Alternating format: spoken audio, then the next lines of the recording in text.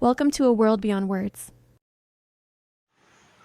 ඈත දුර අහසේ රෝස පාට වලාකුළු අතර සැඟවුණු ලස්සන පළතුරු රාජධානියක් තිබුණා. මේ රාජධානියේ ස්ට්‍රෝබෙරීනා කියලා පුංචි ස්ට්‍රෝබෙරි කුමාරිකාවක් ජීවත් වුණා.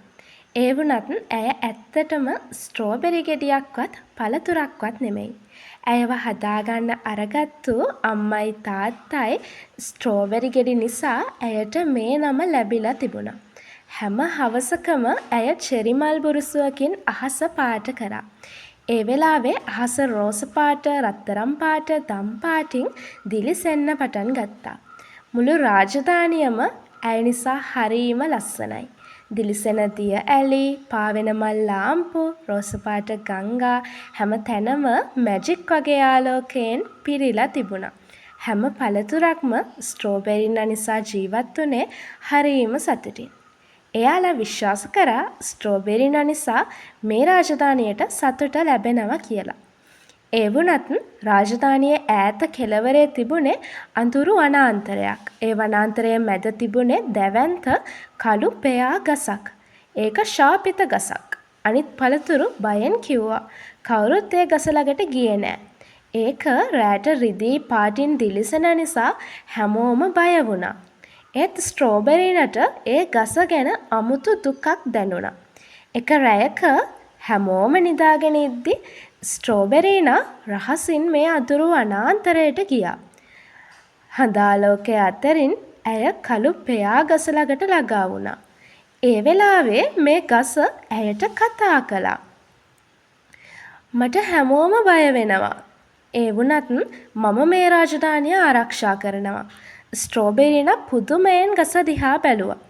ආරක්ෂා කරනවා? ඇය ඇහුවා. ඔව්, දවසක ලොකු කුණාටුවක් එනවා. ඒකෙන් මම මේ රාජධානිය ආරක්ෂා කරනවා. පහුවෙනි දවසේ ස්ට්‍රෝබෙරිනා හැමෝටම ඒක ගැන කිව්වා. ඒ වුණත් අනිත් පළතුරු වලට hina වුණා. ශාපිත ගසක් කවදාවත් හොදක් කරන්නේ නැහැ. එයාලා කිව්වා. ඒ රාත්‍රියේම අහස හදිසියෙම කළු වුණා. විදුලි කෙටි අහස බිඳගෙන වැටුණා. දරුණු කුණාටුවක් රාජධානියට පහර දුන්නා. ගෙවල් කැඩුනා. රෝස පාට ගංගා ගම් වතුර ගෙනල්ලා දුන්නා. පළතුරු හැමෝම බයෙන් කෑ ගැහුවා. ඒ වෙලාවේ කළු පෙයා ගස තවත් ආලෝකමත් වෙලා දිලිසෙන්න පටන් ගත්තා.